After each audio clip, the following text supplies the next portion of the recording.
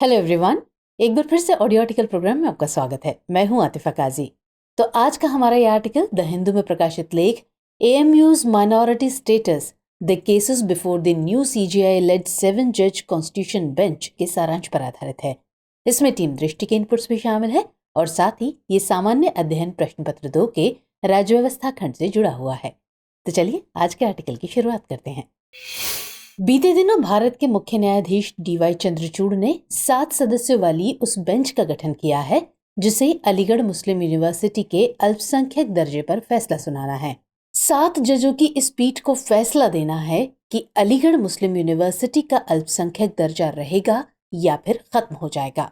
वैसे तो ये मामला अभी चर्चा में जरूर है, लेकिन असल में ये मामला बेहद पुराना है। इस मामले की शुरुआत होती है साल 2005 में, जब एक मामले पर सुनवाई करते हुए इलाहाबाद हाईकोर्ट ने कहा कि अलीगढ़ मुस्लिम विश्वविद्यालय अल्पसंख्यक संस्थान नहीं है। हाईकोर्ट के इस फैसले के खिलाफ अलीगढ़ मुस्लिम विश्वविद्यालय ने सुप्रीम कोर्ट का दरवाजा खटखटाया। यूनिवर्सिटी का दावा था कि यह संविधान के अनुच्छेद 30 के तहत एक अल्पसंख्यक संस्थान है और इसलिए इसके तहत दिए गए सभी लाभ उसे मिलने चाहिए।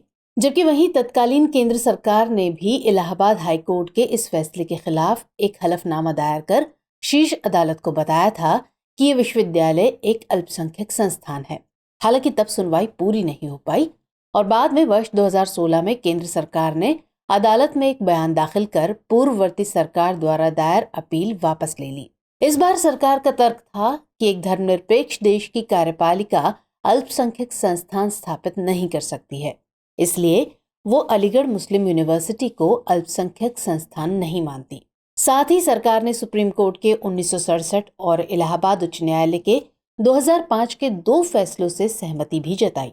लिहाजा 2019 में सुप्रीम कोर्ट के तत्कालीन मुख्य न्यायाधीश रंजन गोगोई की अध्यक्षता वाली बेंच ने ये मामला 7 सदस्यों वाली संवैधानिक पीठ को भेज दिया। अब ऐसे में हाल ही में हुए घटनाक्रम ने मामले को एक बार फिर से चर्चा में ला दिया है। अब सवाल उठता है कि किसी संस्थान के अल्पसंख्यक होने का आखिर क्या मतलब होता है? अल्पसंख्यक संस्थान को किस तरह के लाभ मिलते हैं? क्या संसदीय कानून द्वारा निर्मित कोई शैक्षणिक संस्थान अल्पसंख्यक दर्जा प्राप्त कर सकता है? तो आज के इस आर्टिकल में हम इन्हीं सब सवालों के जवाब तलाशेंगे, लेकिन पहले आइए इस पूरे मामले की पृष्ठभूमि को जरा समझ लेते हैं।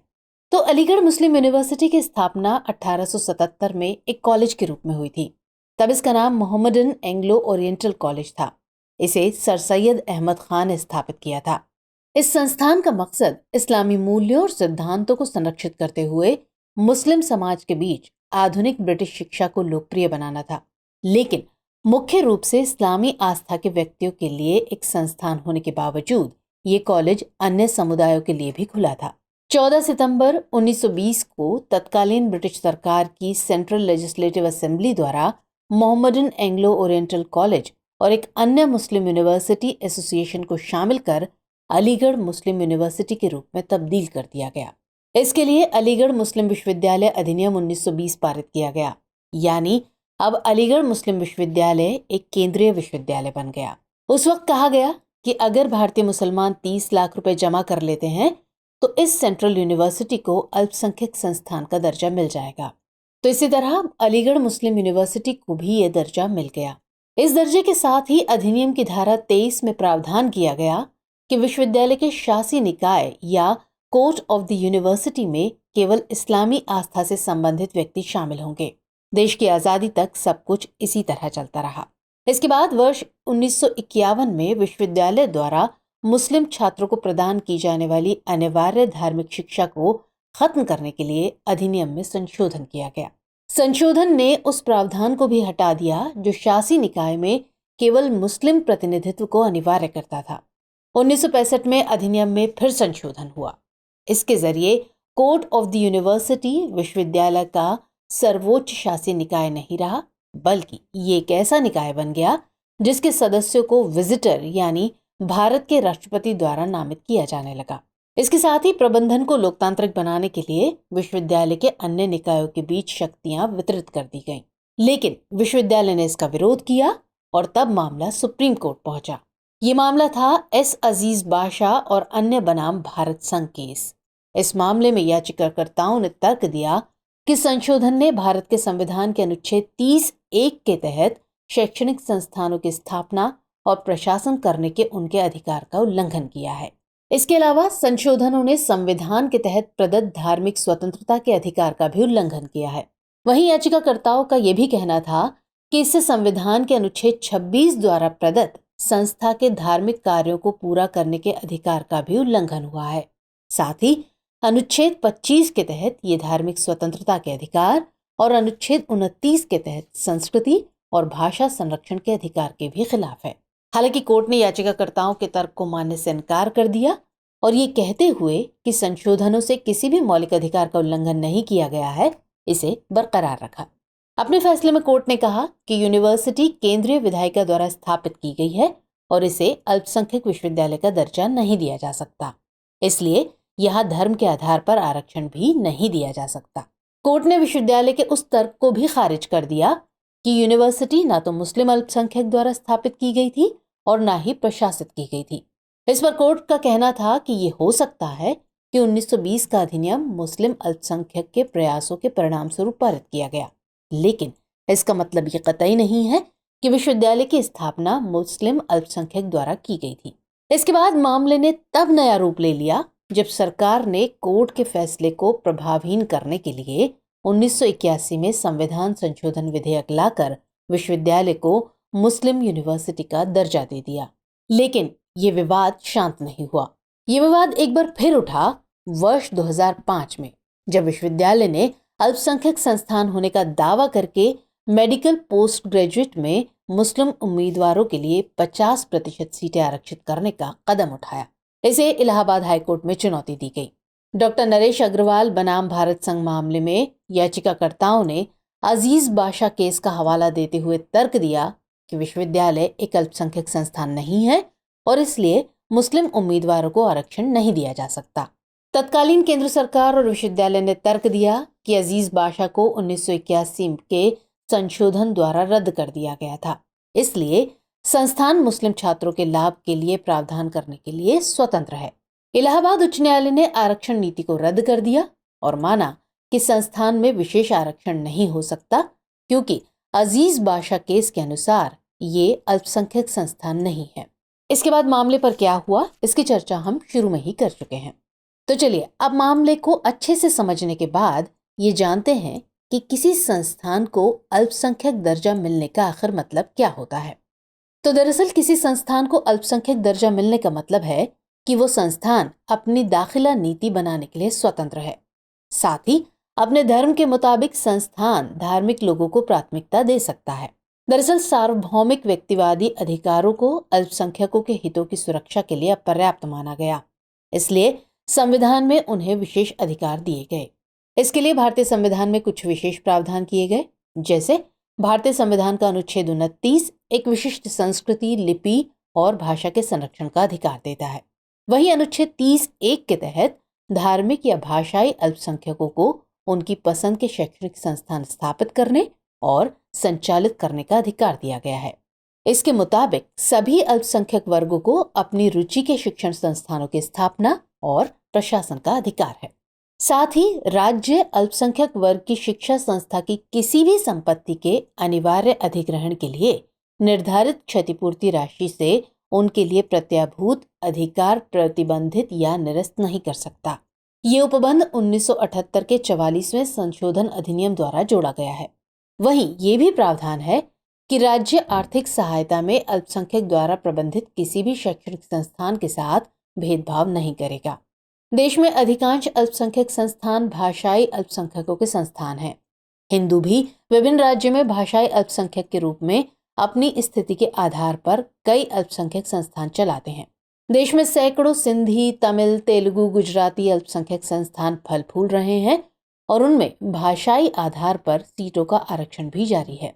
जबकि अनुच्छेद 15(5) के तहत अल्पसंख्यक संस्थानों को SC, ST और OBC आरक्षण प्रदान करने से छूट है, यानी इन संस्थानों में सामान्य संस्थानों की तरह अन्य पिछड़ा वर्ग तथा अनुसूचित जाति या जनजाति को आरक्षण नहीं मिलता। चलिए अब इसके बाद समझते हैं कि अलीगढ़ मुस्लिम यूनिवर्सिटी को लेकर आखिर समस्या कहाँ है। तो असल में विश्वविद्यालय की स्थापना से पहले कई सोसाइटीज थी। एक ओरिएंटल कॉलेज से जुड़ी थी और दूसरी का गठन अलीगढ़ में विश्वविद्यालय की स्थापना के लिए धन इकट्ठा करने के लिए किया गया था। वहीं तीसरी मुस्लिम यूनिवर्सिटी फाउंडेशन कमेटी थी। इन सभी को भंग कर उनकी सभी संपत्तियां और अधिकार को अलीगढ़ मुस्लिम विश्वविद्यालय में स्थानांतरित कर दिया गया, जिसकी स्थापना एक केंद्रीय कानून के तहत हुई थी। अलीगढ़ विश्वविद्यालय का मूल संस्थान ओरिएंटल कॉलेज था, जो उस समय तक इलाहाबाद विश्वविद्यालय के अधीन एक शिक्षण संस्थान था। अब ऐसे में तर्क दिया जाता है कि उस कॉलेज का रूपांतरण एक विश्वविद्यालय में मुस्लिम अल्पसंख्यक द्वारा नहीं, बल्कि एक कानून के द्वारा किया गया था। अलीगढ़ मुस्लिम विश्वविद्यालय अधिनियम 1920 पारित होने तक कोई भी अलीगढ़ विश्वविद्यालय अस्तित्व में नहीं था। इसे अलीगढ़ मुस्लिम विश्वविद्यालय अधिनियम द्वारा अस्तित्व में लाया गया था और इसलिए इसे केंद्रीय विधानमंडल द्वारा स्थापित किया गया। यही तर्क अजीज बाशा मामले में सुप्रीम कोर्ट ने दिया था कि यूनिवर्सिटी न तो अल्पसंख्यकों द्वारा स्थापित की गई थी और न ही प्रशासित। कोर्ट का तर्क था कि अधिनियम को पारित करवाने में अल्पसंख्यकों की कोशिश जरूर रही होगी, लेकिन इसका मतलब ये नहीं है कि विश्वविद्यालय की स्थापना उनके द्वारा की गई थी। लिहाजा कोर्ट ने विश्वविद्यालय को अल्पसंख्यक संस्थान नहीं माना। केंद्र सरकार ने 1981 के संशोधन में इसी पहलू को स्पष्ट किया था कि अलीगढ़ मुस्लिम विश्वविद्यालय का केवल नाम संसद द्वारा गढ़ा गया। वास्तव में विश्वविद्यालय को मुसलमानों द्वारा खुद अपनी पसंद की संस्था के रूप में स्थापित किया गया था। संसद ने यह भी स्पष्ट किया कि ओरिएंटल कॉलेज और अलीगढ़ मुस्लिम यूनिवर्सिटी दोनों एक ही हैं। इसलिए 1981 के संशोधन के साथ ही 1967 के फैसले का महत्व खत्म हो जाता है। बाशा मामले में भी 1920 के अधिनियम में संशोधन करने की संसद की शक्ति को शीर्ष अदालत ने बरकरार रखा था। 1981 के संशोधन में संसद ने अधिनियम के लंबे शीर्षक और प्रस्तावना से स्थापना शब्द को हटा दिया था, ताकि यह स्पष्ट हो सके कि 1920 अधिनियम का उद्देश्य अलीगढ़ मुस्लिम यूनिवर्सिटी की स्थापना करना नहीं था। वहीं अजीज बाशा केस में यह स्पष्ट रूप से माना गया कि मुस्लिम समुदाय को विश्वविद्यालय के प्रशासन का अधिकार तभी होगा जब उन्होंने इसे स्थापित किया हो। तो इस तरह संसद ने विश्वविद्यालय की स्थापना के ऐतिहासिक तथ्यों को विधायी मान्यता देकर सर्वोच्च न्यायालय के निर्णय का आधार ही समाप्त कर दिया है। इसलिए दावा किया जा रहा है कि अगर 1981 का संशोधन अधिनियम 1967 में कोर्ट के सामने होता तो कोर्ट ये नहीं कहता कि विश्वविद्यालय अल्पसंख्यक संस्थान नहीं है। विश्वविद्यालय का पक्ष 1981 के संशोधन को अपने लिए सकारात्मक मानता है, क्योंकि कई मामलों में न्यायिक निर्णयों को संसद द्वारा अप्रभावी बनाया गया है। जैसे केंद्र सरकार ने शत्रु संपत्ति पर एक अध्यादेश लाकर महमूदाबाद के राजा के परिवार के पक्ष में सुप्रीम कोर्ट द्वारा तय किए गए संपत्ति मामले को पलट दिया था। इसी तरह जल्लीकट्टू पर एक सरकारी अधिसूचना ने सुप्रीम कोर्ट के पहले के फैसले को पलट दिया था। चलिए अब जानते हैं कि आखिर इस पूरे विवाद का निष्कर्ष क्या हो सकता है। तो देखा जाए तो बात चाहे अलीगढ़ मुस्लिम विश्वविद्यालय की हो या फिर दिल्ली स्थित जामिया मिल्लिया इस्लामिया की, ये दो ऐसे संस्थान हैं जो अल्पसंख्यकों के लिए शिक्षा की दिशा में बेहतर काम कर रहे हैं। उच्च शिक्षा और प्रतियोगी परीक्षाओं में अल्पसंख्यकों की भागीदारी तुलनात्मक रूप से कम है और ऐसे में अल्पसंख्यक संस्थान उच्च शिक्षा में उनकी भागीदारी बढ़ाने में अहम भूमिका निभा सकते हैं। तो ऐसे में अगर विश्वविद्यालय के अल्पसंख्यक दर्जे को समाप्त किया जाता है तो संभावना है कि इससे उनकी शिक्षा को नुकसान पहुंचे। वहीं एक संभावना ये भी है कि इसे लोग अल्पसंख्यकों के अधिकारों के हनन के तौर पर देखने लगें। लेकिन ये सवाल अभी भी बना हुआ है कि क्या केंद्र सरकार की फंडिंग से ऐसे संस्थान संचालित किए जा सकते हैं जहां किसी धर्म विशेष के लिए आरक्षण हो। चूंकि मामला कोर्ट में है और इसमें फैसला आना अभी बाकी है, लिहाजा किसी भी निष्कर्ष पर पहुंचा नहीं जा सकता है। लेकिन ये देखना दिलचस्प होगा कि 1981 का संशोधन अलीगढ़ मुस्लिम विश्वविद्यालय के लिए ढाल साबित होगा या इसे इलाहाबाद हाईकोर्ट के फैसले के तहत ही काम करना होगा। तो व्यूअर्स, चलिए आज की चर्चा को समाप्त करते हुए नोट कर लेते हैं आज का सवाल। क्या एक धर्मनिरपेक्ष राष्ट्र को अल्पसंख्यक संस्थान का गठन करना चाहिए? अपने उत्तर के पक्ष में तर्क दीजिए। तो व्यूअर्स, आज के एपिसोड में इतना ही। हमारा एपिसोड आपको कैसा लगा कमेंट सेक्शन में जरूर बताइएगा। मुलाकात होगी अगले कार्यक्रम में किसी और खास विषय के साथ। तब तक के लिए जय हिंद।